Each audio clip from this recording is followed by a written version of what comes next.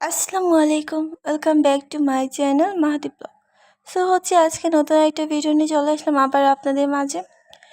আর আশা করি আপনারা সবাই ভালো আছেন। আলহামদুলিল্লাহ আমিও ভালো আছি। আজকে আমি রান্না করবো টমেটো দিয়ে তেলাপিয়া মাছের মাথা। সেজন্য প্রথমে আমি একটা প্যান বসিয়ে নিলাম। প্যানে 3 থেকে 4 টেবিল চামচ তেল অ্যাড করে দিলাম। এবার তেলটা একটু গরম হয়ে আসলে তাতে আমি মাছের মাথাগুলো একটু লবণের হলুদ দিয়ে মাখিয়ে রেখে দিয়েছিলাম। এগুলো আমি দিয়ে দিছি। দেন অলরেডি আমার মাছের মাথাগুলা এক পাশ অলরেডি ফ্রাই হয়ে গেছে। এবার আমি মাছের মাথাগুলো একটু উল্টে দিতেছি যাতে অপোজিট সাইড ফ্রাই হয়ে যায়। এখন আমি একটা করে সবগুলো মাছ এর মাথা উল্টে দেব। আর যারা আমার চ্যানেলটিতে নতুন, এখনও আমার চ্যানেলটি সাবস্ক্রাইব করেন নাই, অবশ্যই আমার চ্যানেলটি সাবস্ক্রাইব করবেন এবং পাশে থাকা বেল আইকনটি ক্লিক করে দিবেন যাতে আমি নিত্য নতুন ভিডিও আপলোড দেওয়ার সাথে সাথে আপনাদের কাছে নোটিফিকেশন চলে যায়। এই তো আমি ঢাকনা দিয়ে রেখে দিলাম। এবার অলরেডি আমার মাছগুলো পুরোপুরি প্রপারলি ফ্রাই হয়ে গেছে। এবার আমি এগুলো নামিয়ে নেব।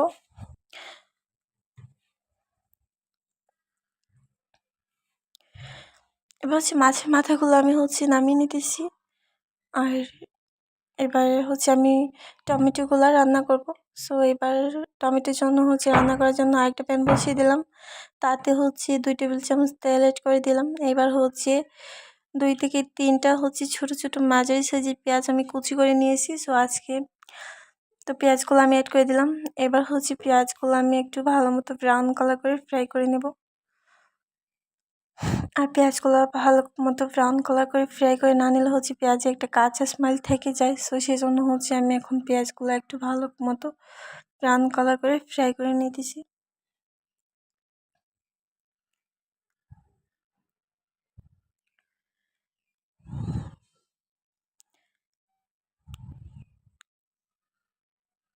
আমার পেঁয়াজগুলো অলরেডি প্রায় ব্রাউন কালার হয়ে চলেই আসে।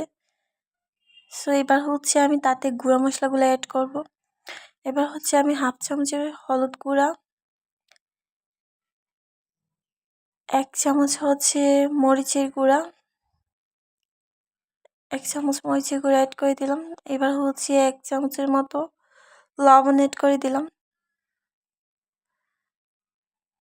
তারপর 2-3টা তেজপাতা মাঝখান দিয়ে একটু ছিঁড়ে অ্যাড করে দিলাম। এবার আমি সব মশলাগুলো একটু ভালো মতো মিক্স করে নেব। এবার আমি অল্প পরিমাণে একটু পানি দিব, যেহেতু আমার মশলাগুলো এখন একটু পুড়ে যেতে পারে, যেহেতু শুকনো টাইপের মশলাগুলো অ্যাড করছি। সেই জন্য আমার এখন একটু পানি প্রয়োজন। সেই জন্য পানি দিয়ে আমি মশলাগুলো একটু ভালো মতো এখন কষিয়ে নেব। তো এখন আমি পানি অ্যাড করে দিলাম। পানি অ্যাড করার পর মশলাগুলো একটু ভালো মতো কষিয়ে নিতেছি যাতে সবগুলো মশলার স্মেলগুলো একটু উঠে যায়। এবার আমি টমেটোগুলো একটু ছোটো ছোটো সাইজে করে কেটে রেখেছিলাম। এবার আমি টমেটোগুলো অ্যাড করে দিলাম।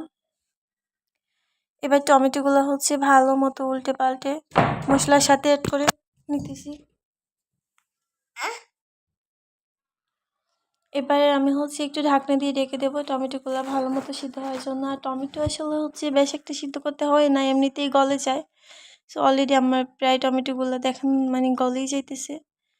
তেমন আসলে টমেটো রান্না করতে আসলে তেমন একটা সময় লাগে না, কারণ এগুলো অতি তাড়াতাড়ি সিদ্ধ হয়ে যায়।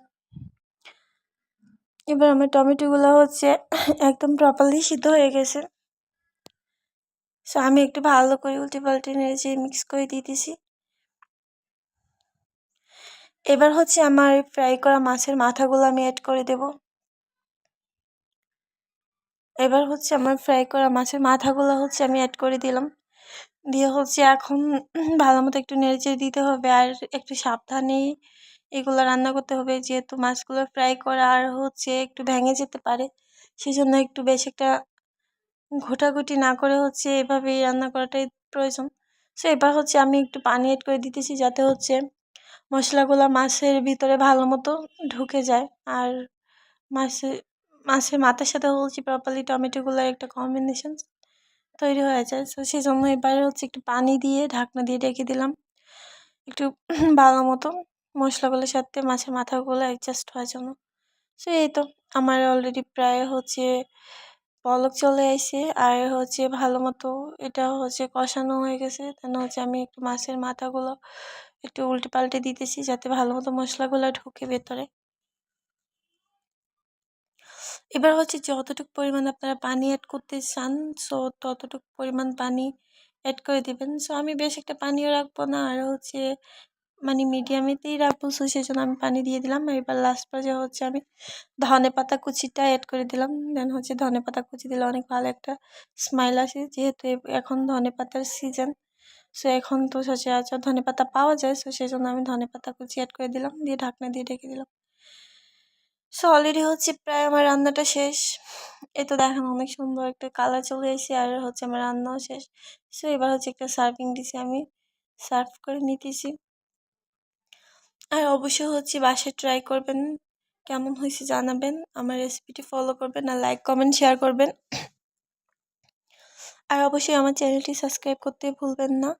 সো যারা আমার চ্যানেলটিতে নতুন তারা অবশ্যই সাবস্ক্রাইব করবেন এবং কমেন্ট করে জানাবেন যে আপনাদের রেসিপিটি কেমন হয়েছে। সো আবার নতুন কোনো ভিডিওতে আবারও দেখা হবে, কথা হবে।